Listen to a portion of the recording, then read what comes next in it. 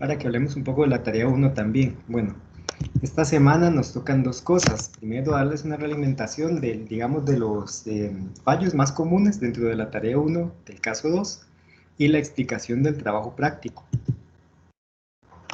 Entonces, vean, en términos generales, el árbol de funciones fue realizado de buena manera en la mayor parte de los casos. ¿Qué quiere decir esto? Que sí tenemos en la mayor parte de los casos una estructura en la cual la función general está bien definida, ¿ok? Las funciones principales están bien definidas. El problema común fue más bien después de las funciones principales en cuanto al orden de causa y efecto de cada una de las funciones secundarias, lo cual es lo normal que puede pasar en el desarrollo, digamos, de esta técnica. En ese sentido, en esa parte que es como la que siempre va a generar un problema, es porque existieron, digamos, inconsistencias en la secuencia del cómo y el por qué, debido a cómo están ordenadas las funciones. Sin embargo, a pesar de eso, a pesar de que en la longitud hubieran problemas del cómo y el por qué, la mayor parte de las funciones que estaban agrupadas por función principal estaban correctamente relacionadas. ¿Qué quiere decir esto? Que tampoco estaban completamente perdidos en el mapa. Más bien, lo que hay que ganar práctica entonces es en el ordenar esas funciones en el sentido de su causa y efecto, que es lo que asegura las dos preguntas, el cómo de izquierda a derecha y el por qué de derecha a izquierda. En pocos casos el problema fue que las funciones no tuvieran pertenencia con la función principal.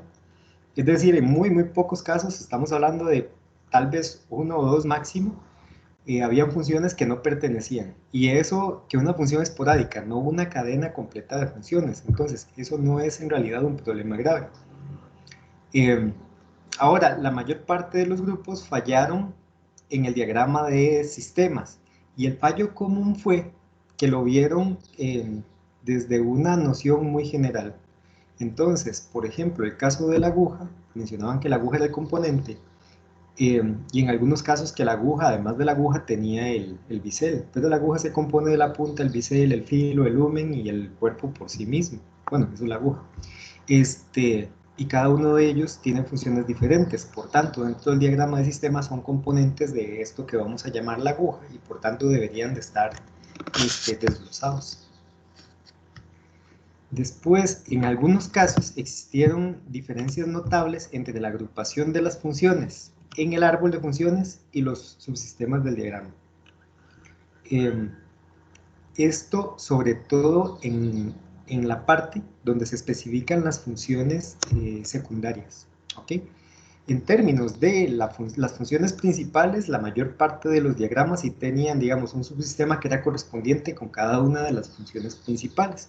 En donde se presentaron diferencias fue más bien en la agrupación de componentes, que no especificaban en algunos casos, digamos, cuál componente hacía el cumplimiento de cuál función que pertenecía a esa rama específica del árbol de funciones, y en otros casos que hacían agrupaciones que no estaban dadas por función, sino que hacían una mezcla entre las funciones y el proceso de uso.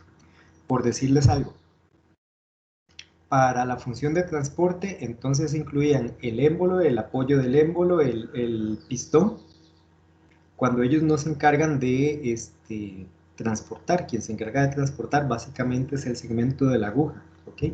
Ahora, esto sucede precisamente porque cuando uno hace la agrupación, entonces piensa en términos del uso. Ok, para lograr transportar el líquido, yo necesito que el líquido se mueva. Si no se mueve, no se transporta. Y para mover el líquido, yo ocupo del apoyo del pistón, el pistón ocupo del émbolo, perdón, el apoyo del émbolo, el pistón, ocupo de la aguja y ocupo el tubo.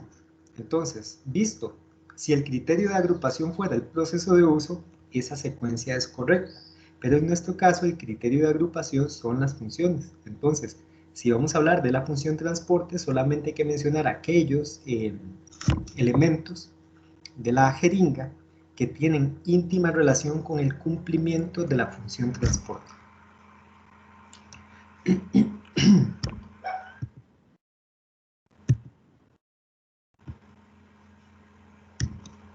La primera parte del procedimiento de ambas técnicas es similar, lo cual implica que debe existir entonces alta coherencia entre ambas técnicas.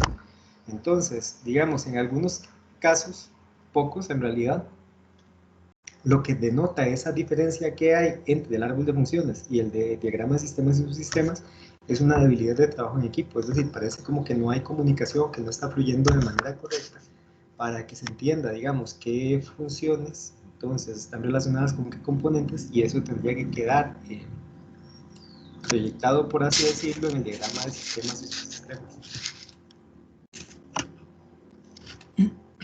Crearon la mayor parte correctamente los subsistemas, pero no agruparon los componentes que ayudan a cumplir la función. Entonces, en algunos casos, digamos, tenemos los subsistemas bien creados porque son correspondientes con las diferentes funciones principales, pero los integrantes de cada uno de los subsistemas o son excesivos o no son correctos. Y agruparon los componentes que participan en el proceso de uso, léase aquí de la jeringa. No se centraron solo en los que ayudan a cumplir la función. Entonces, ¿qué quiere decir esto? Que a la hora de agrupar los componentes, como les mencioné hace un rato, hicieron la agrupación mezclando un poco las funciones con el proceso de uso del objeto, lo cual es incorrecto porque el criterio de agrupación siempre son las funciones, no el cómo se utiliza. Entonces, no importa, por ejemplo, vamos a ver, si utilizáramos como criterio el proceso de uso, básicamente en todo tendríamos que meter el apoyo, el émbolo y el pistón, porque sin ellos la jeringa no puede ejecutar su función principal. Sin ellos, entonces, no se puede utilizar eficientemente. Por tanto, desde ese punto de vista, esos componentes estarían presentes en todos los subsistemas. Sin embargo, estos que mencioné tienen principal incidencia en el tema de aplicar la fuerza y trasladarla al pistón. Por tanto, ellos tienen que estar en los apartados de las funciones principales que hablen de aplicación y traslado de fuerzas. A menos que nosotros como equipo hayamos definido que existe una función principal que se llama función de traslado de fuerzas, y en ese caso entonces ellos pertenecerían a esa función. Los análisis tienen como característica esa debilidad del diagrama. En algunos casos, al estilo de redacción parece referirse más al uso que a la función, y en esos casos yo se los anoté, que habían párrafitos en donde se estaban refiriendo demasiado al proceso de uso más que a las funciones que cumplían los componentes. Entonces, cuiden eso de aquí en adelante, porque nuestro punto de vista tiene que estar reflejado o tiene que estar enfocado precisamente en las funciones y no en el cómo se utiliza la jeringa. Y después, cuando se presenta esa debilidad, de la síntesis lo arrastra, porque la síntesis se produce del análisis. Entonces, eso hace que no haya una declaración, digamos, clara y contundente de los componentes que resuelven cada una de las funciones. Ahora, a pesar de que las notas no estuvieron muy altas, lo cual es no, o sea, vamos a ver, porque eso es normal en este trabajo, hicieron de un buen trabajo, es decir, sí se nota que hubo una disposición a generar todas las funciones, a hacer su agrupamiento, y los análisis narrativos en términos de forma, la gran mayoría estuvieron bien hechos. Tal vez en términos de fondo habían algunas deficiencias como las que mencioné anteriormente, pero sí se nota que han mejorado mucho en los aspectos que tienen que ver de forma. Una cosa que me faltó o que me falta agregar dentro de los comentarios, tiene que ver todavía con debilidades en el objeto de estudio. En el caso de dos grupos de trabajo, declararon el objeto de estudio del árbol de funciones como aclarar cuáles son las funciones que tiene cada componente. Y resulta que el árbol de funciones no sirve para eso, es una herramienta especializada en la jerarquización de las funciones y de su relación en términos de causa y efecto. Por tanto, desde la base no se puede hacer una relación entre componentes y funciones, porque el árbol de funciones no estudia los componentes, estudia la jerarquía que existe entre funciones en términos de cadenas de causa y efecto. Y en ese caso, lamentablemente, el objeto de estudio está mal por falta de cuidado, ¿ok? Porque ya eso está establecido desde un principio, cuál es el objeto de estudio de la técnica, tienen el video de apoyo, en el video se explica más o menos de qué se trata la técnica, y no podemos prometer algo que la técnica no puede dar. Sin embargo, ese sí es un objeto de estudio, digamos, correcto para el diagrama de sistemas y subsistemas. Y en uno de los casos, digamos, lo lamentable de la situación fue que en la síntesis entonces contestan el objeto de estudio y está bien contestado porque se están haciendo una relación entre las funciones y los componentes, pero eso no es algo que la técnica puede dar por su naturaleza. Por tanto, el resultado es equívoco. ¿Dudas, chicos, de la tarea anterior?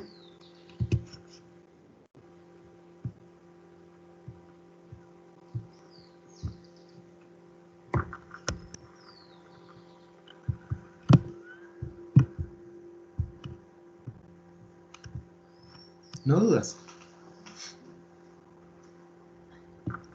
No, pero yo creo que no. Seguimos ocupando café. Profe, yo sí tenía una duda breve. Dale. Nosotros nombramos, pues, en mi grupo, como componente el soporte más amplio, que supongo que es lo que conocen en otros grupos como pestañas de apoyo. Bueno, lo que, ¿verdad? Que es un punto de apoyo. Y me llamó la atención que se puso la anotación ahí que eso no es un componente. Entonces, eso era en el diagrama de sistemas y subsistemas, y no me quedó claro mucho eso. Listo, ahora eso tendríamos que verlo aparte como consulta individual, porque claramente después de calificar 10 informes, no recuerdo cada anotación puntual de cada informe. Entonces, dentro del contexto puede ser que tenga un significado que en este momento yo no recuerdo. ¿Sí me explico? Ahora, Sí. podría ser que la anotación, por ejemplo, esté en términos a que ese componente no pertenece al cumplimiento de esa función, pero como te digo, no lo recuerdo en este momento. Entonces, si te parece, verlo ahora al final de la clase. No, sí puede ser eso, profe, porque, o sea, nosotros lo nombramos en la nomenclatura y en el árbol de funciones no nos llamó bueno, creo que no lo pusimos explícitamente, pero tal vez lo pusimos como entre paréntesis y no había anotación al respecto. Entonces, seguramente sí fue eso y lo entendimos como que no es un componente porque no puede ser un componente ya. Sí, no, Entonces, probablemente sea eso, pero si querés verificamos al final para no quedar con ese paréntesis abierto. ok, perfecto. Muy Gracias. bien, con gusto, con gusto. ¿Alguna otra duda, chicos, chicas?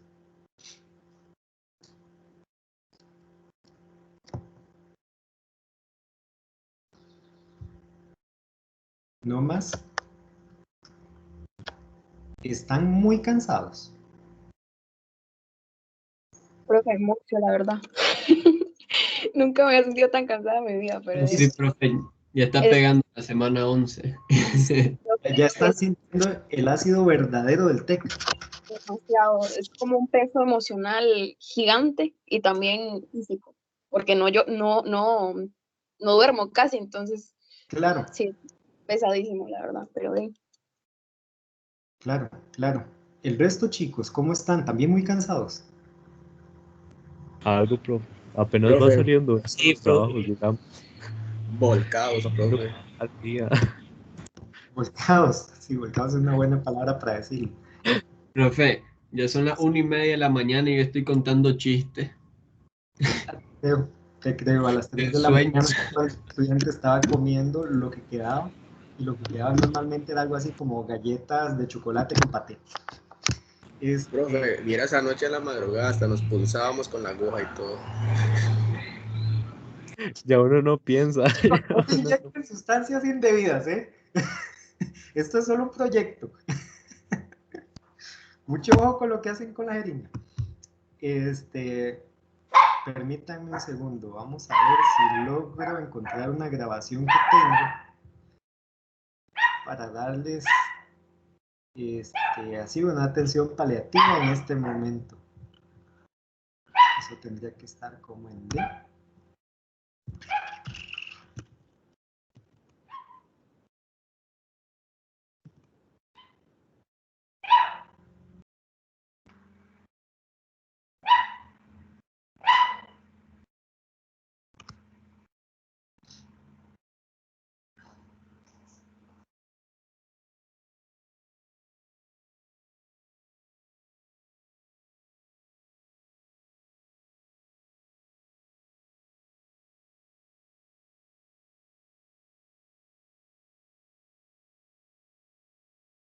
Este momento del semestre, chicos, es la época más desgastante de todas. Es decir, nosotros entramos en una curva en donde todo se vuelve cada vez más intenso, y el pico de intensidad está después de la semana 10. Yo recuerdo habérselos mencionado a principio de semestre, que, que más o menos por esta época se vive el pico máximo de intensidad. después de que superamos este pico máximo de intensidad, la cantidad de trabajo no disminuye, pero ya uno empieza a entender cómo manejar mejor sus emociones.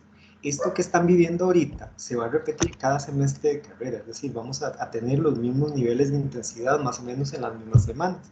Lo que pasa es que esta es la primera vez que lo están viviendo y tienen que desarrollar, digamos, todas las estrategias de, la palabra correcta es supervivencia, para poder superar la situación. ¿Qué quiere decir esto? Que nosotros tenemos que desarrollar los mecanismos de resiliencia para poder sobrellevar esta carga emocional y seguir actuando funcionalmente.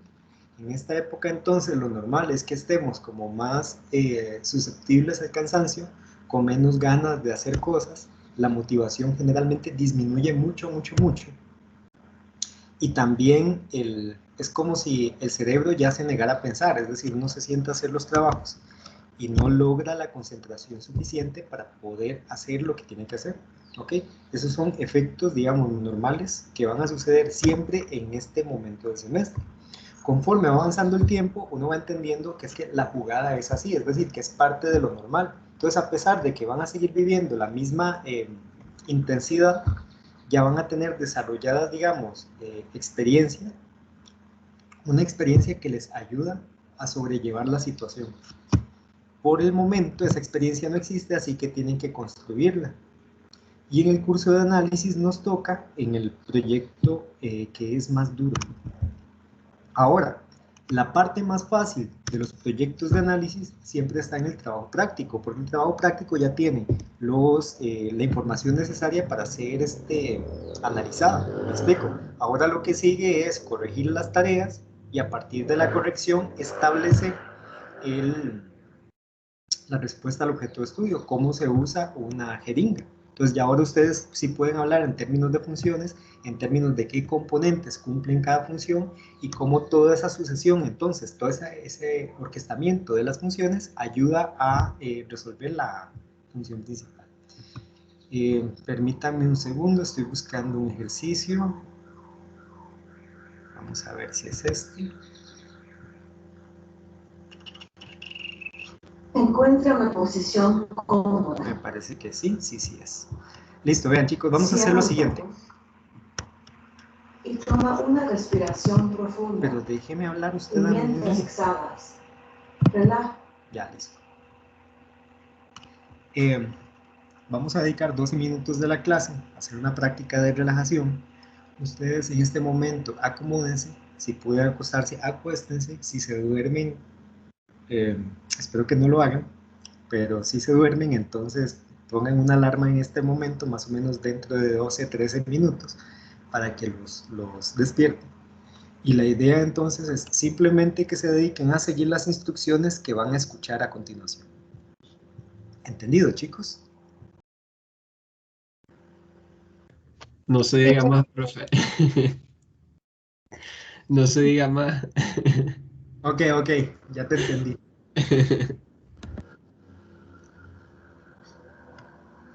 Entonces, voy a poner la grabación en este momento. ¿Están listos? Sí, profe. Sí.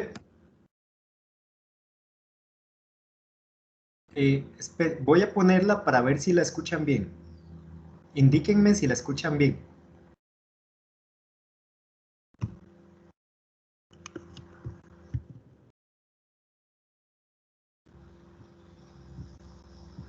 Ahora no quiere sonar.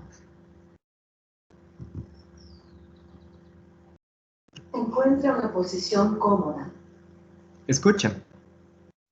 Y cierra los ojos. profe. Sí. Y toma una Perfecto. respiración Entonces profunda. empezamos en este momento.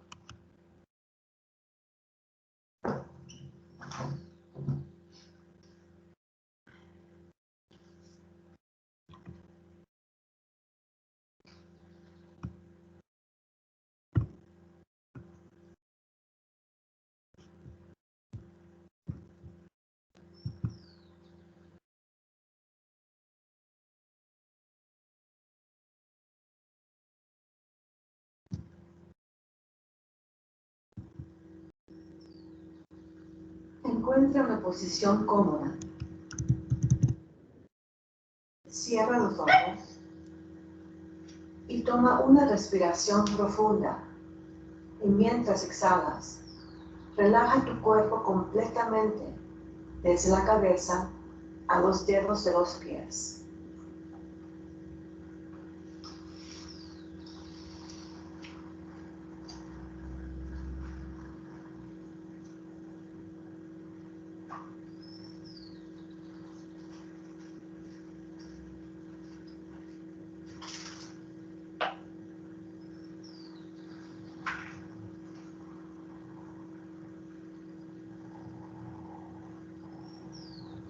Toma otra respiración profunda.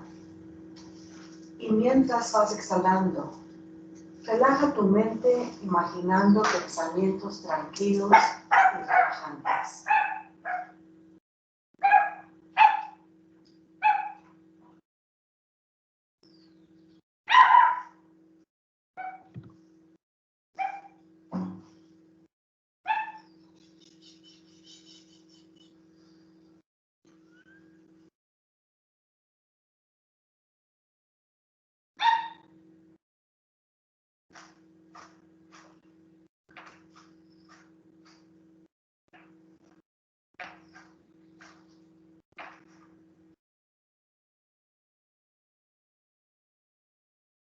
Toma otra respiración profunda.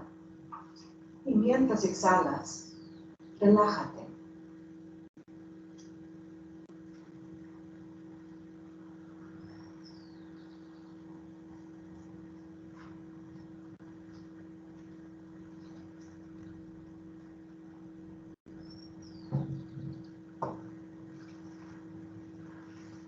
Siente una maravillosa sensación de estar profundamente relajado y en un estado perfecto de salud.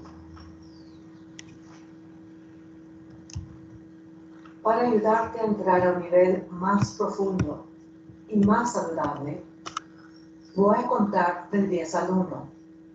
Según vaya descendiendo la cuenta, te sentirás entrar y entrarás a un nivel mental más profundo y más saludable.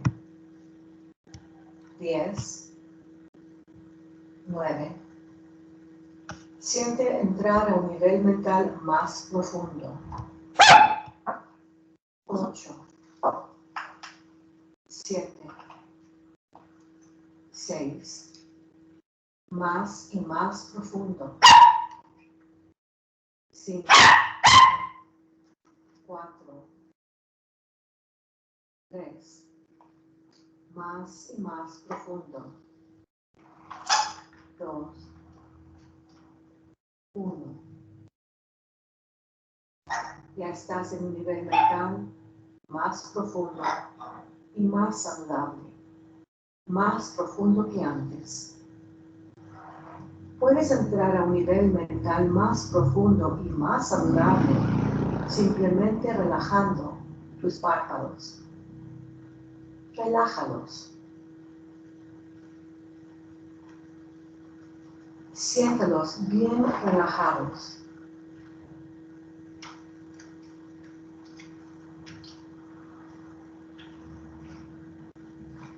Permite que esta sensación de relajamiento baje por todo tu cuerpo hasta los dedos de tus pies.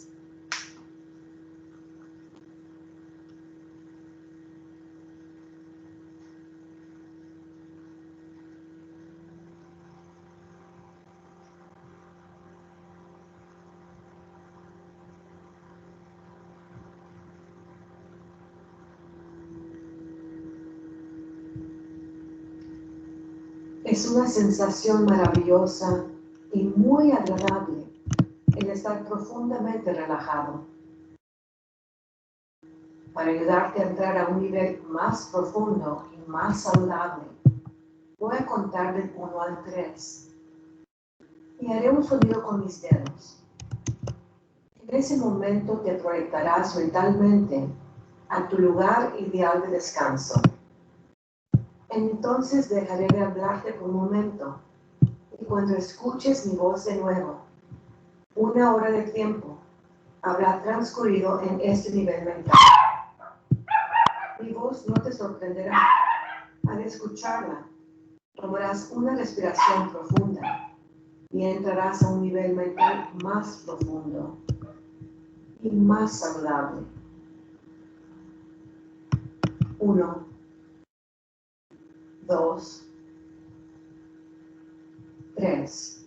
Proyéctate mentalmente a tu lugar ideal de descanso hasta escuchar mi voz de nuevo. Relájate bien.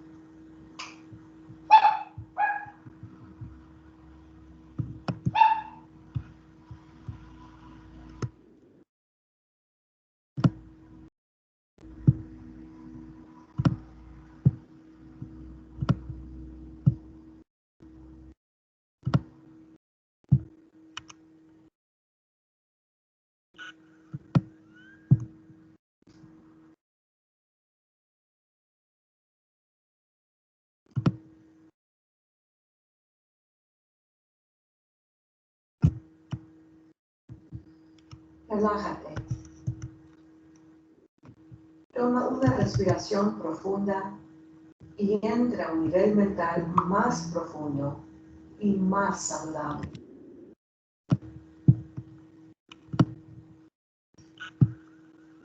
La diferencia entre la mentalidad de un genio y la de una persona común es que el genio usa más de su mente y la usa de una manera especial. Tú ya estás aprendiendo a usar más de tu mente y a usarla de una manera especial. Frases positivas para tu beneficio que te conviene repetir de vez en cuando mientras estás en estos niveles mentales. Repite mentalmente después de mí. Las habilidades mentales aumentan cada día para servirme y servir mejor.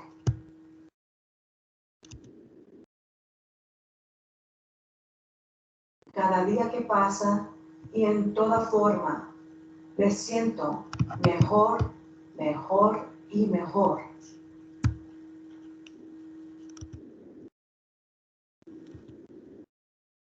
Los pensamientos positivos me traen beneficios y ventajas que yo deseo.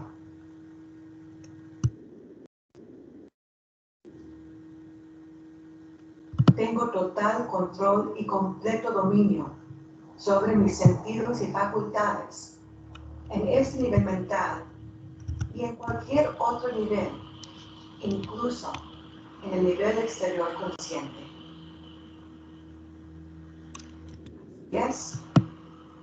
Y así será.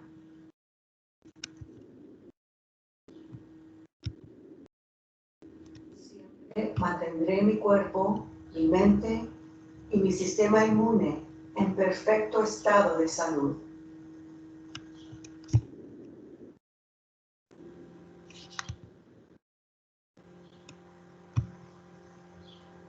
Cada vez que funciones en estos niveles mentales, recibirás efectos de beneficio para tu cuerpo y para tu mente.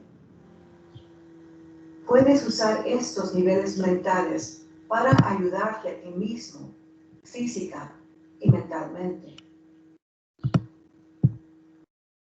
Puedes usar estos niveles mentales para ayudar a cualquier ser humano que lo necesite, física y mentalmente.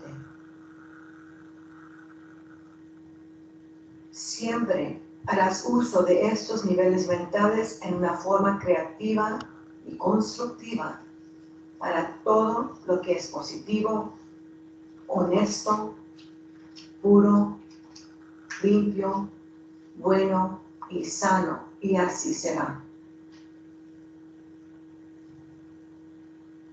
Dentro de un momento voy a contar de 1 al 5 y entonces haré un sonido con mis dedos.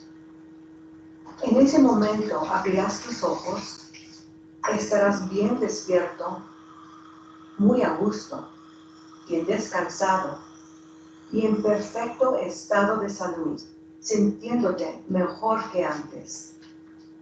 Sintiéndote como te sientes cuando has dormido lo suficiente de un sueño natural revitalizante y muy saludable. 1,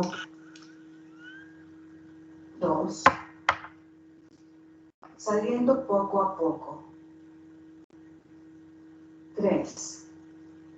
A la cuenta del 5 abrirás tus ojos y estarás bien despierto, muy a gusto, bien descansado y en perfecto estado de salud, sintiéndote como te sientes cuando has dormido lo suficiente de un sueño natural, revitalizante y muy saludable.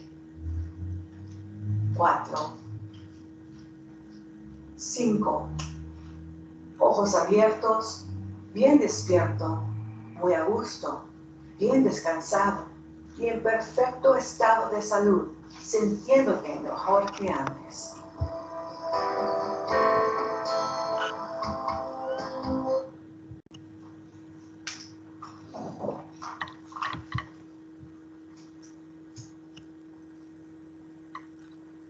Ok, chicos, ¿cómo están?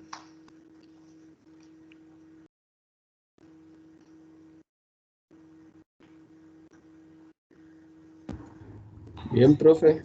Relajados. Ya siento que puedo respirar y todo.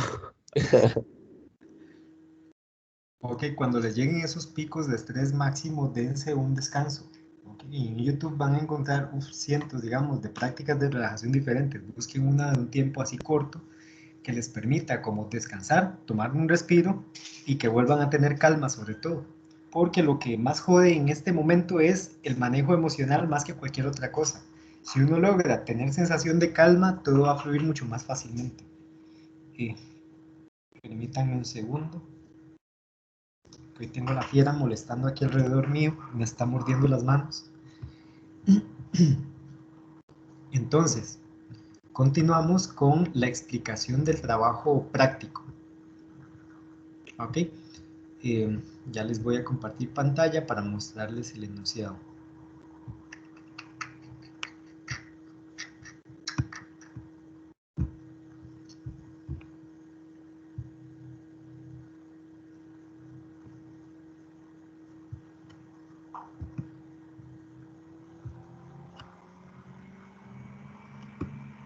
Listo, pues el caso sigue siendo exactamente el mismo. Ahora lo que tenemos que hacer es aclarar el objeto de estudio, cómo funciona una jeringa de inyectables. Y para lograr esto tenemos que contestar las 4 preguntas base de investigación que tenemos.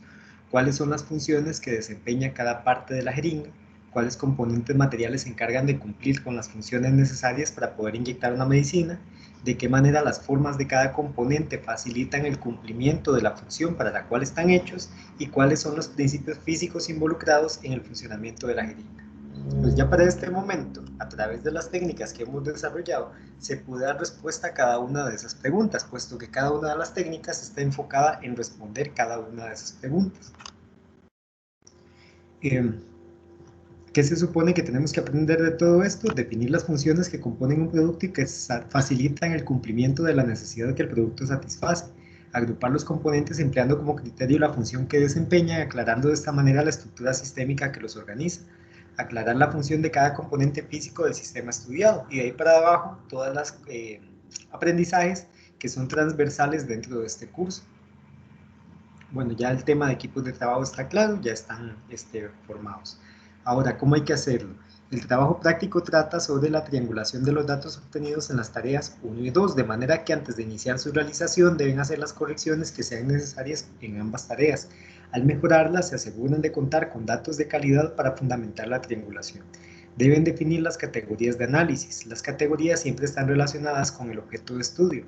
No deben perder de vista que lo que intentan aclarar es lo siguiente: cómo funciona una jeringa de inyectables. Y esta vez tenemos 3 fuentes de datos, ¿ok? Una es el árbol de funciones, la otra es el diagrama de sistemas y subsistemas, y la última es el análisis de forma-función. Entonces, ustedes van a definir cuáles son esas categorías que ayudan a aclarar entonces el objeto de estudio. Y el objeto de estudio es cómo funciona. ¿Ok? Entonces, ¿a qué les suena que deberían ser las características si el objeto de estudio es cómo funciona una jeringa? Describir las funciones y los componentes que intervienen y las formas, una explicación tal vez más amplia.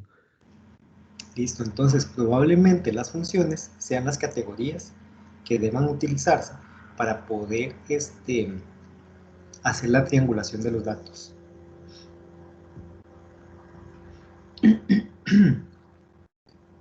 Bueno, como ya sabemos, el objeto de estudio es cómo funciona una jeringa de inyectables. Nuestra discusión en todo momento tiene que estar enfocada en contestar esa pregunta. Y en contestar las 4 preguntas que ya mencioné anteriormente de investigación, que cada una de estas preguntas entonces tiene relación con cada una de las técnicas que ya fueron mencionadas anteriormente. Por tanto, las categorías que elijan deben ayudar al grupo investigador a aclarar cómo funciona una jeringa de inyectables, incluyendo todos aquellos componentes, elementos y condiciones que aseguran la condición de apta para su uso. La forma de definirlas es a partir de los datos encontrados. Cada técnica debe contar con un instrumento que integra la información y un análisis narrativo a partir de dichos hallazgos. Las categorías emergen de esa información de las técnicas. La triangulación en este caso se hace agrupando por afinidad la información, formando grupos de ideas que se refieran al mismo tema. El criterio para la búsqueda de la afinidad la da el objeto de estudio, cómo funciona una jeringa de inyectables. Una vez realizado el diagrama, es decir, la forma en cómo ustedes ordenen la información para hacer su respectiva triangulación, se continúa el procedimiento de la técnica nombrando cada categoría hallada. Una vez categorizada, la información se procede a interpretarla a partir del análisis narrativo. Esta vez entonces sí tenemos 3 fuentes de información, tenemos 3 técnicas.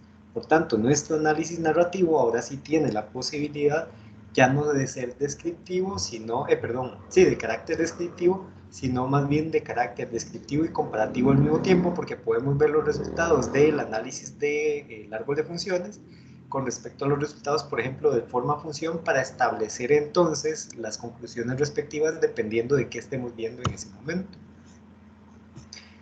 A partir de las categorías establecidas, triangular la información. Cuando se triangula la información obtenida a través de técnicas, las técnicas por sí mismas, o más bien la información obtenida es el sujeto de estudio, de manera que se debe correlacionar la información obtenida en cada técnica empleando como punto de referencia cada una de las categorías elegidas para analizar. Seleccionar la técnica o el instrumento idóneo para triangular la información de las técnicas. Puede suceder que se necesite emplear diferentes técnicas o instrumentos para esa triangulación. Es decir, si ustedes necesitan más de un instrumento, pues pueden utilizar más de un instrumento para la triangulación, para poder verlo desde 2 puntos de vista. Una vez sistematizada la información, hacer una revisión que les permita asegurarse que las 4 cuestiones: cuáles son las funciones que desempeña cada parte de la jeringa, cuáles componentes materiales se encargan de cumplir con las funciones necesarias para poder inyectar una medicina, de qué manera las formas de cada componente facilitan el cumplimiento de la función para la cual están hechos y cuáles son los principios físicos involucrados en el funcionamiento de la jeringa ya estén contemplados dentro del análisis. Y con esto puedan tener respuesta a través del análisis que posteriormente se hará empleando dicho instrumento o instrumentos. A su vez, deben asegurarse de que cuenten con los datos suficientes para realizar el análisis. Si no es así, deben proceder a buscarlos e integrarlos en la investigación. De la tarea anterior, yo considero que todos los grupos tienen todos los datos necesarios para poder hacer el trabajo práctico. Es decir, a pesar de estas correcciones que están dentro de las tareas, una de las particularidades que tenemos en este caso es que no se están quedando cortos en cuanto a datos. Tal vez en cuanto a observación en el diagrama de sistemas y subsistemas, pero eso es algo que fácilmente pueden mejorar. Después, proceder con el análisis narrativo. Al registrar de manera escrita el análisis de los datos, deben recordar que la redacción debe enfocarse en responder al objeto de estudio, cómo funciona una jeringa de inyectables. Por tanto, debe notarse desde la redacción que hay una intención de aclarar cómo funciona una jeringa de inyectables. Al mismo tiempo, deben asegurarse de contestar las 5 cuestionantes que orientan el proyecto, que ya fueron leídas anteriormente.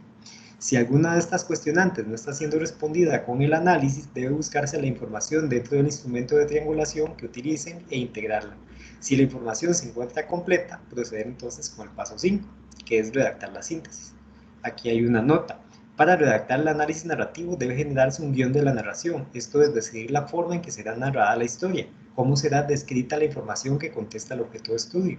Es conveniente diseñar primero el guión. El mapa mental es una excelente herramienta para este tipo de labor.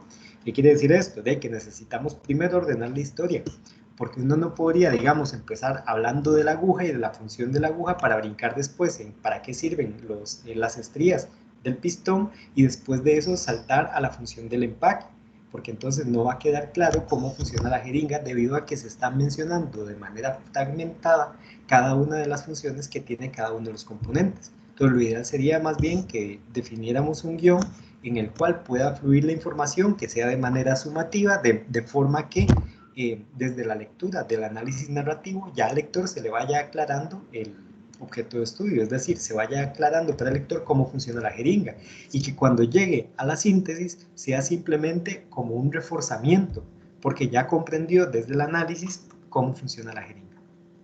¿Comprenden esta nota del crear un guión, chicos?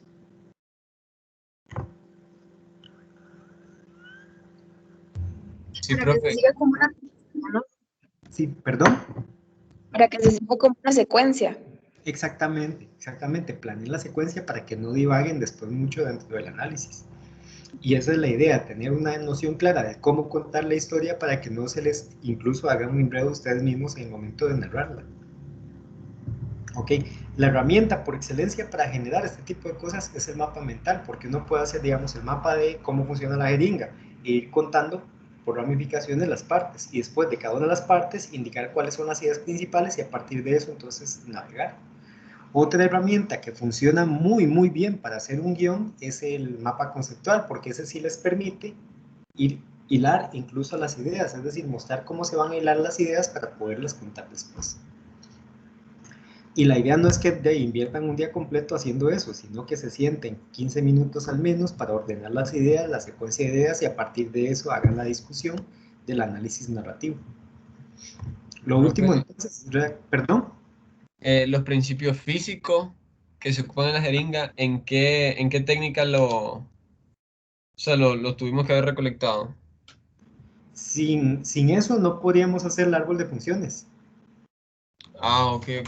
Ok, los principios físicos son importantes en el árbol de funciones porque a través de ellos se explican, digamos, funciones como cómo se genera el vacío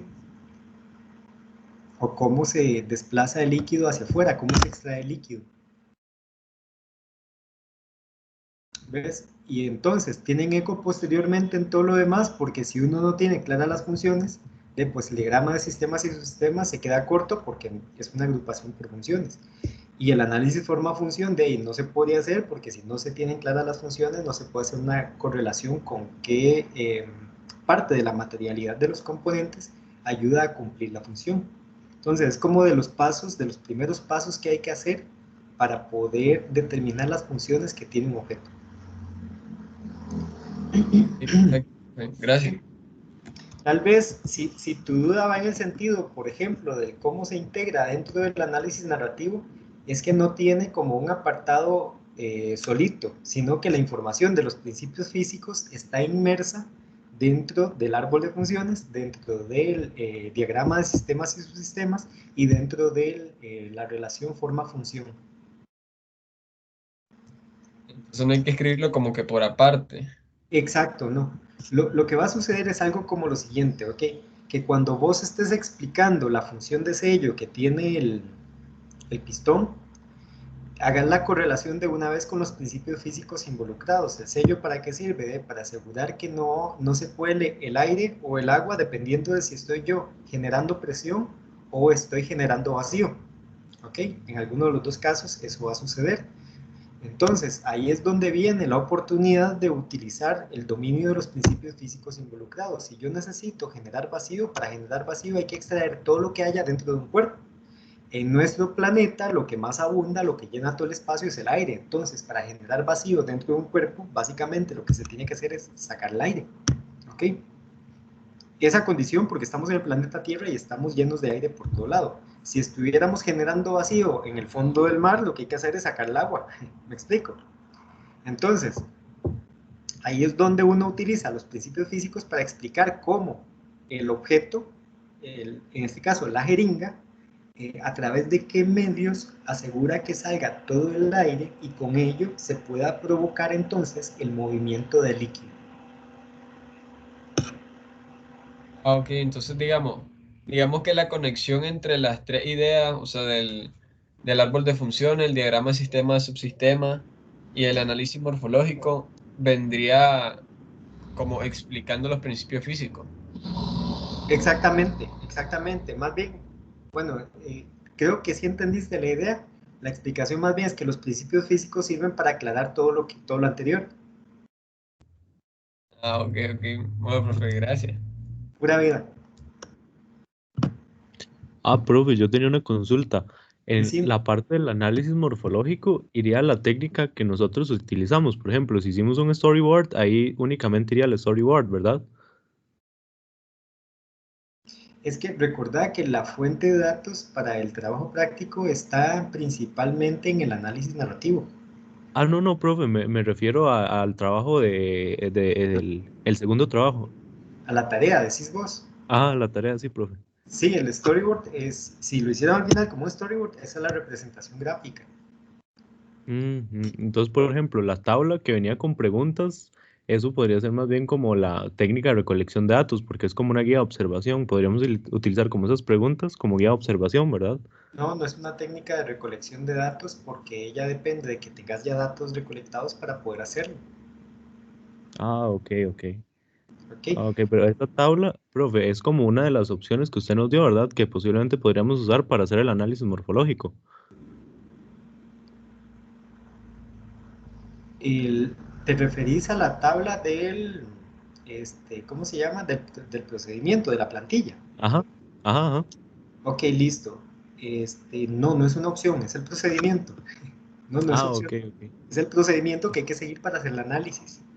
Tal vez Ah, lo que ok. está generando ruido es que el acomodo de la información dentro de ese procedimiento es análogo a un storyboard.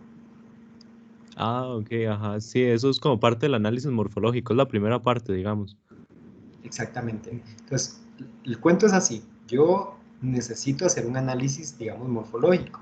Pero para hacer el análisis morfológico, yo primero debí haber recolectado los datos de cuáles son las piezas y cuáles son las funciones y también tener claro cuál es la relación de esas piezas y esas funciones. Ahora, los datos bases que yo necesito, así puros para hacer esto, son las funciones determinadas y las piezas.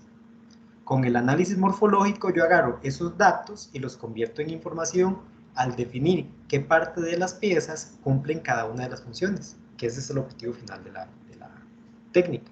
Entonces, nuestra técnica, si te das cuenta, agarra datos y los convierte en información. Por tanto, es una técnica de análisis, no es una técnica de recolección de datos. Ah, ok, profe, sí, ya me quedó claro, porque no sabía dónde poner la tabla con toda la información, ¿verdad? ¿Van en los datos recolectados o va dentro del análisis morfológico? Pero ok, va en el análisis morfológico. Eso forma parte, es la base que forma el análisis morfológico. Me explico, es lo que te ayuda a agarrar todos esos datos, estructurarlos y convertirlos en información. Toda esa información en conjunto con los dibujos, que también es información nada más que de forma gráfica, ¿verdad? En conjunto, después uno la organiza a través de alguna otra técnica para mostrarla, para mostrar los resultados. Ujú. ¿Ok? Ah, ok, ya me queda claro, profe, sí. Ok, ok. Ven chicos, Gracias. esta es una duda general que siempre tienen, digamos, o una confusión que siempre tienen. Las técnicas de recolección de datos son solo para recolectar datos, no sirven para cruzarlos, para compararlos y sacar información, es para recolectarlos. Entonces, normalmente en un proceso de investigación, las técnicas de recolección de datos son cosas como la observación, porque ahí uno todavía no está haciendo correlaciones, está recogiendo los datos, ¿ok? Como la entrevista, como los cuestionarios, como la investigación bibliográfica, como la investigación de campo, como la etnografía, en donde uno lo que va es precisamente a recoger todos aquellos datos que después va a estructurar para encontrarles un sentido. Y hay entonces técnicas que sirven para la recolección de datos, ¿ok? Básicamente es como ir a coger café.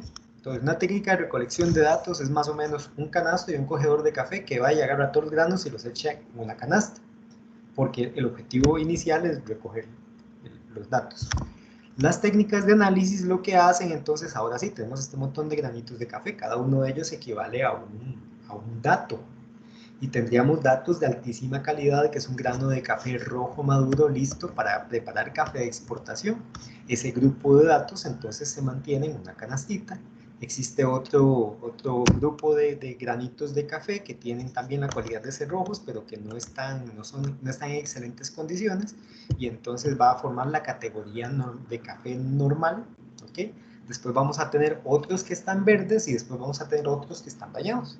Entonces, las técnicas de análisis de datos lo que hacen es organizar los datos, estructurarlos para que nosotros podamos producir información. ¿Qué técnicas sirven para analizar datos? Ahora sí, el análisis morfológico, el mapa mental, el diagrama de sistemas y subsistemas, el análisis de uso, etc. Ahora, existen técnicas que sirven para mostrar la información que ya fue generada. No son para recolectar datos, no son para propiamente para el análisis, sino para mostrar la información, organizar la información, sobre todo para mostrarla una vez que ya está producida, como podría ser el storyboard, ¿ok? O como puede ser el journal.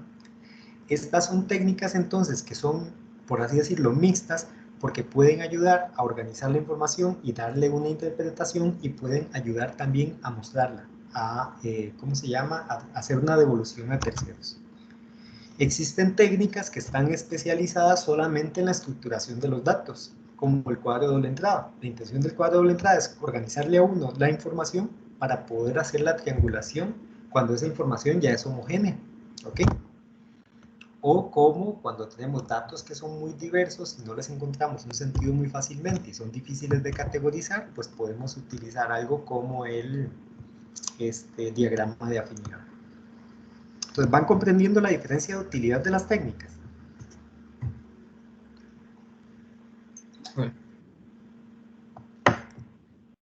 Sí, profe. Sí, Sí, Ahora, sí. profe, en el caso de nosotros, un ejemplo, si nosotros hicimos el, la- el análisis morfológico estructurado en un mapa mental, el mapa Ajá. mental debe llevar, un ejemplo, imágenes de la jeringa en sí, o tienen que ser dibujos de los componentes de la jeringa. Dibujos. Dibujo, ok, ok. La técnica se solicita hacer dibujos. Ah, ok, ok. Gracias. Ok, ahora, esto, vamos a ver, que sean dibujos, en este caso, no es que siempre deban ser así, es decir, en algunos casos pueden ser imágenes. Lo que sucede es lo siguiente, Carlos, que los dibujos tienen la capacidad de mostrar información focalizada, y la fotografía no. Es decir, inevitablemente, si le tomas fotografía a una jeringa, le tomas fotografía a la jeringa, a la mesa encima de donde está puesta, la textura de la mesa, el color de la jeringa, etc. Y probablemente a lo que querés llamar la atención es al punto de aplicación de la fuerza. Entonces la fotografía no tiene esa capacidad de focalizar la atención fácilmente en el punto al cual se refiere la información, cosa que sí se puede lograr fácilmente a través del dibujo. Por eso te vas a encontrar en los libros de diseño que cuando hay análisis ergonómicos, por ejemplo, no se hacen con fotografías, se hacen con dibujos. ¿Ok? A pesar de que sea más fácil tomar la fotografía de la persona a la par del aparato. Pero ¿qué sucede con la fotografía? Se convierte en un distractor que no muestra la información vamos a ver, en la cual debería estar enfocado el gráfico. Entonces, el dibujo es la herramienta por excelencia para poder mostrar la información de un análisis, a pesar de que la fotografía pueda resultar más sencilla. Ok, perfecto. Y un ejemplo, en alguna función, bueno, por ejemplo, en la de proteger al usuario, Ajá, ahí, o sea, nosotros tenemos que, una de las cosas que permite eso es la tapa. ajá, muy bien. Podríamos usar eso también, o sea, como componente, ponerlo en el análisis morfológico. La tapa como componente. Es que, digamos, tenemos la tapa y el empaque en esa función, entonces hay que ponerlo, pero hay que, digamos, hacer una aclaración de que no son componentes, sino que son parte de la jeringa, o cómo. No hay ningún problema, digamos, no vamos a tener ningún problema porque hagan la clasificación de partes, piezas, componentes. Ok, perfecto. Entonces lo podemos poner normal en el análisis morfológico. Sí, no se estresen por la nomenclatura de si son piezas, partes, componentes y demás. Eso es algo que honestamente yo no le encuentro gran utilidad. Por ese Ok, motivo no les exijo. perfecto. Bueno, profe, muchas gracias. Con gusto.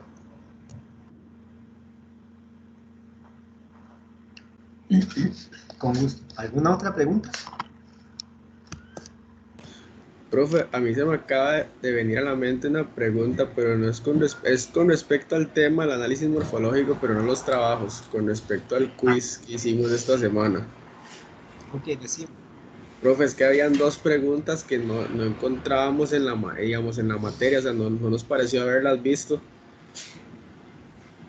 Una decía, ya le digo, porque de hecho me pareció muy extraño, le pregunté a los demás compañeros y me dijeron que no, que tampoco la Ok, habíamos visto. ok, hagamos una cosa. Envíame un mensaje con las preguntas. Ok, yo me Ah, encargo ok. de revisar si efectivamente la materia no está, perdón, la respuesta no está en la materia, entonces por supuesto son puntos para ustedes, porque no les puedo evaluar algo que no les he entregado. Entonces déjame hacer esa revisión. Pasame, ¿cómo se llama? La redacción de las dos preguntas para hacer esa revisión. Ah, bueno, perfecto, profe. ¿Ok?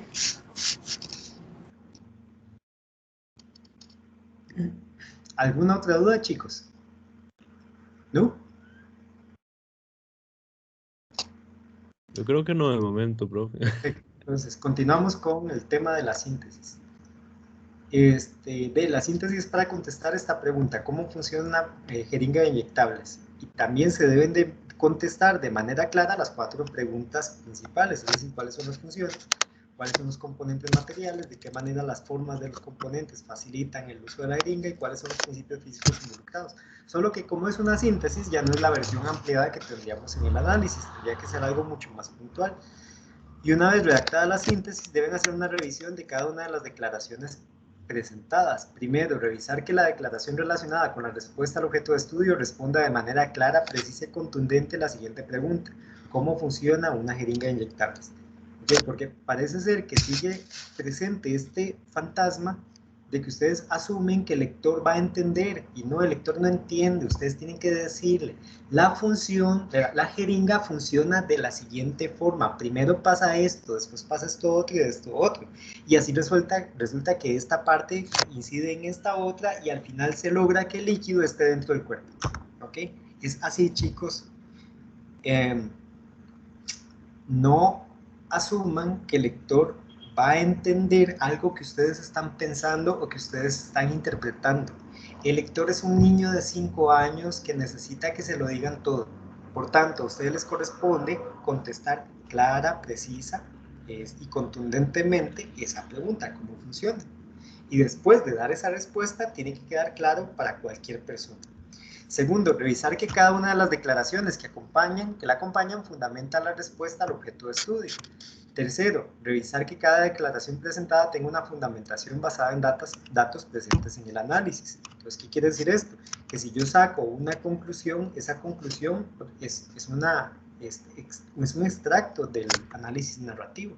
Por tanto, tiene que estar ahí, y si no está ahí, no se puede fundamentar.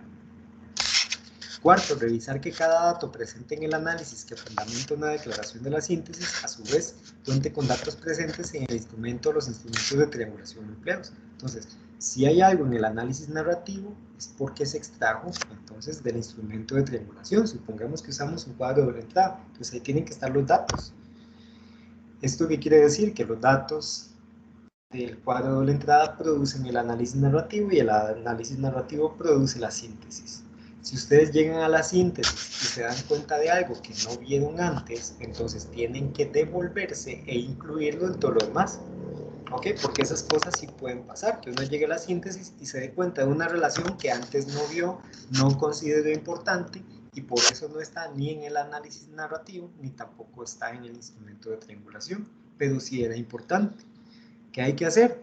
Pues introducir los datos respectivos donde corresponden para poder fundamentar esa conclusión.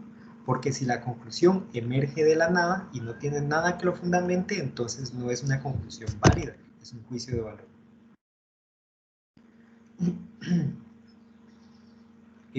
¿Cuáles son las reglas? Deben usar el documento de machote de informe brindado en conjunto con el presente documento. Después las reglas siguen siendo las mismas que tenemos normalmente y la que nos cambia es la fecha de entrega, que será el viernes 14 de mayo del 2021. Tendrán oportunidad de entregarla incluso hasta el domingo 16 de mayo. Entonces no es este viernes de esta semana, sino el viernes de la próxima semana. Que hay que entregar un informe que contenga las siguientes secciones: portada, técnicas y o instrumentos seleccionados para la triangulación de los datos, técnicas y o instrumentos aplicados conteniendo los datos, análisis narrativo de los resultados, directrices, anexos, datos empleados en el proceso y evidencias de la realización de la tarea. ¿Cómo van a ser elevados? A través de esta rúbrica analítica que es idéntica a la que utilizamos en el primer trabajo práctico. Tenemos como criterios como rubros de evaluación la definición de las categorías de estudio, justificación de las categorías de estudio, selección de las técnicas o instrumentos para la triangulación de los datos, el análisis de resultados y la síntesis.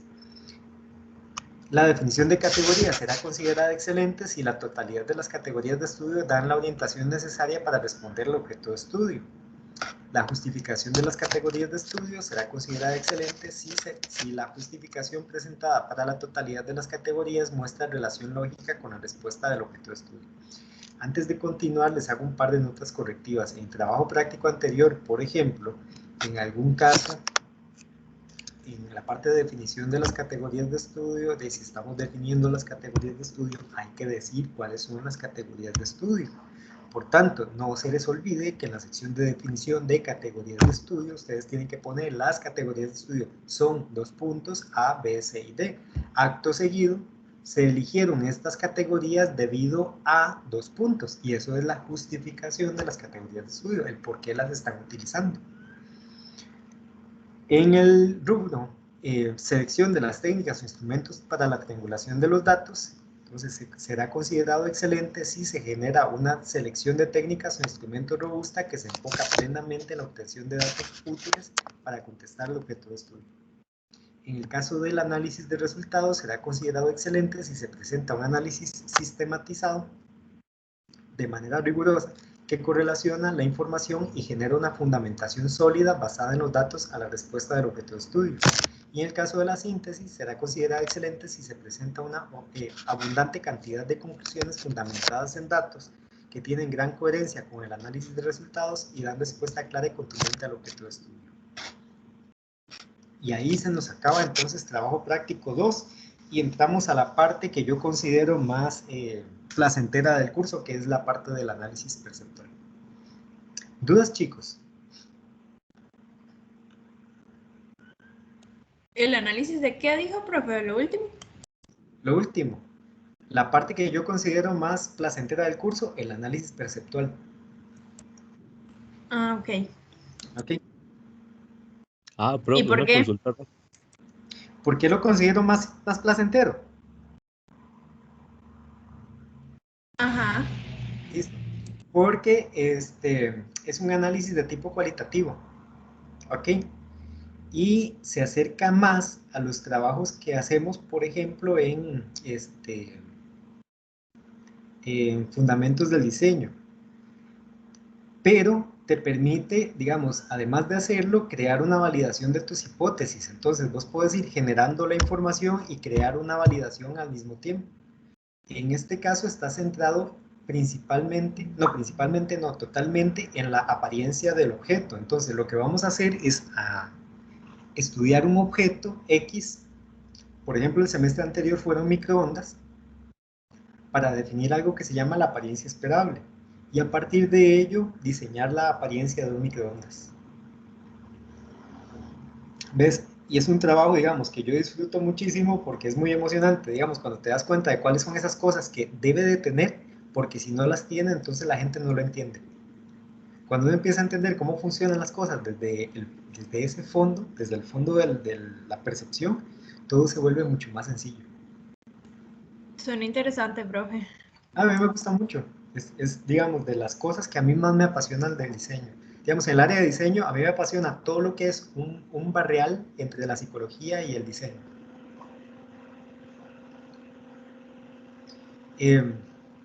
¿Ibas a preguntar algo, José Pablo? Sí, profe. No, y qué interesante eso, porque tiene razón, profe, porque uno no compraría un microondas que no parece un microondas, porque uno anda buscando un microondas y está muy establecido cómo es un microondas, pero hay muchos estilos. Sí. Y yo creo, vamos a ver, una de las principales utilidades que tiene este tipo de análisis para el diseñador es poder asegurarse de no hacer cosas que le gusten solamente, sino poder entender qué es lo que le gusta a los demás. Que ese es como el eterno problema de percepción que vamos a tener como seres humanos. Es decir, uno siempre va a tender a diseñar cosas que le parecen bonitas. Y no todo el tiempo lo que a mí me parezca bonito como usuario va a ser necesariamente lo que al target del proyecto que yo estoy haciendo le parezca bonito, porque yo no pertenezco a ese target. Entonces el análisis perceptual también te ayuda a ver las cosas un poco más allá de tus gustos y preferencias a través de un estudio basado en el método científico muy puntualizado, muy sistematizado, que te permite ser lo suficientemente imparcial como para que tu gusto no interfiera tanto.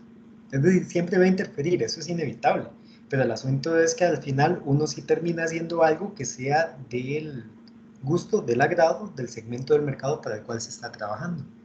Que es un poco, digamos, los que están llevando fundamentos conmigo, los que vivieron con los tenis. A algunos no les gustaba de ahí la tribu para la cual estaban trabajando, pero uno como diseñador tiene que hacerlo de todas formas. Es decir, si a mí me contratan para eso, ¿qué hago? Decir que no. Sí, profe. ¿Comprende? Ah, Yo bueno. siempre les pongo este ejemplo. Vean, si ustedes llegan a una disquera, digamos Sony Music, y les ofrece el diseño de la siguiente portada de un disco del Daddy Yankee, ¿qué le van a decir? Uy, no, a mí no me gusta el reggaetón.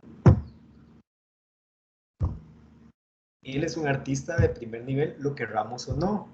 Daddy Yankee es el que anda en la alfombra roja, mientras tanto nosotros estamos recibiendo clases virtuales.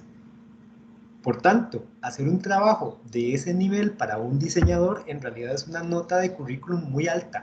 Uno no podría simplemente decir, uy, no, es que no me gusta el reggaetón, ese no es mi caso, yo tengo un chat interno. Pero uno no podría decir sencillamente, uy, no, no me gusta el reggaetón, porque es una oportunidad en realidad bastante desafiante.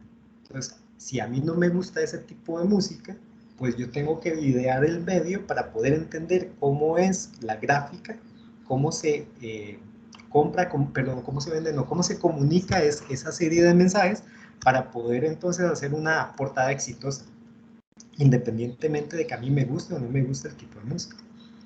Entonces, en eso ayuda digamos, esta parte del curso de análisis. Sí, profe. Ah, bueno, profe, y la consulta, ¿verdad? Dale. Era sobre los cuadros de doble entrada, profe. El cuadro de doble entrada a veces es necesario siempre hacer los resúmenes por categoría o por este. No, no es absolutamente necesario, pero hacer los resúmenes te ayuda a construir el análisis narrativo, porque al Sí, final cada porque uno de esos resúmenes es como un fragmento del análisis. es que, por ejemplo, a veces uno hacía el análisis por las columnas, tal vez, y no eran de mucha utilidad porque los que se utilizan son como los resúmenes por fila, no, sí, Exacto. por fila. Ahí el tema es entonces construir la información que sí se va a utilizar. Si vos no encontrás utilidad en el análisis por columna, entonces sencillamente no se utiliza. Si vos encontrás mayor utilidad en el análisis por fila, entonces de hacer solo ese. No es que es obligatorio hacerlo todo. Lo obligatorio es como montar bien la tabla con la información que se va a ocupar para poder compararla, digamos. Exacto. En algunos casos, por ejemplo, cuando se hacen análisis de lo existente, en métodos, ¿verdad? El cuadro de la entrada, bueno, el análisis de lo existente de por sí es un cuadro de la entrada. Tenemos categorías, que es lo que se va a analizar, materiales, peso, colores, etcétera, del producto. Y tenemos también sujetos de estudio, que son los productos individuales. Entonces, normalmente, de un lado se hace un resumen por categoría. Entonces, si es el tema colores, se resumen de ahí cuáles son los colores más frecuentes para esa gama de productos. Y después se hace una conclusión por producto para entender cuál de todos ellos es más robusto en qué tema. Entonces, en algunos casos es muy útil, en otros casos podría no serlo. Ustedes entonces tienen total libertad de decidir cuándo hacerlo en un caso por columna, por fila, o en ambos casos si les es de utilidad. Ok, profe, muchas gracias. Con mucho Ya quedó claro. ¿Alguna otra duda, chicos, chicas?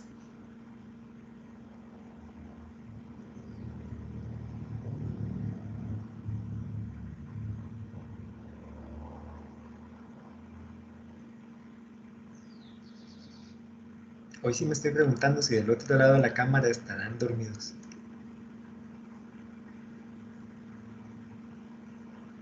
Profe, por mí todo claro ya. Por mí Perfecto. Entonces me parece que podemos dar por finalizada la sesión de hoy. Ahora, chicos, sí sería súper conveniente que empiecen el análisis para que dentro de 8 días tengamos, o sea, vamos a ver, tengamos una parte producida y si tengan dudas de fondo. Porque muchas de las cosas, digamos, que encontré como deficiencias dentro de la calificación de la tarea número 1, eran dudas que podían salir si hubieran empezado a tiempo la tarea. ¿A qué me refiero con a tiempo la tarea? Es que la tarea número 1 tiene un tiempo de realización de 2 semanas. La primera semana es cuando yo les entrego el enunciado, ¿verdad? Y empiezan la realización de la tarea. Pero resulta que para el miércoles siguiente se notó mucho en la consulta, yo pude notar en la consulta de que no habían hecho mucho de la tarea. Si no tienen mucho de la tarea, pues no salen muchas dudas y hay una mayor probabilidad de cometer errores. Entonces recuerden en todo momento que este trabajo práctico es de 2 semanas, pero que, vamos a ver, que tiene un impacto del 20% en sus notas. Por tanto, es recomendable que lo empiecen el día de mañana a producir para que les salgan bastantes dudas para dentro de un 8 y podamos atajarlas a tiempo. Porque la idea es precisamente que dispongamos de este espacio para poder hacer el encuadre correcto, digamos, de cada una de sus dudas y que no se conviertan en deficiencias dentro de la entrega de su proyecto, sino que podamos hacer el acto correctivo en la consulta, de manera que cuando lo entreguen ya el trabajo esté todo bien, el máximo de bien que sea posible. Entonces, por favor, organícense y empiecenlo. Eso hace que para ustedes el resultado sea mucho mejor y por supuesto para mí también, porque entre mejor están los trabajos es mucho más rápido y mucho más eficiente la parte de la evaluación, ¿ok? Entonces, si no tiene más dudas, nos vemos de en 8. Y, si no me equivoco, era Andrea la que se tenía que quedar un toquecito para que viéramos lo del informe. Ok. Eso, profe, muchas gracias, profe. Nos vemos, pasen bonita tarde. No, profe, buenas tardes, gracias. Va, profe. Bueno, Gracias. pues.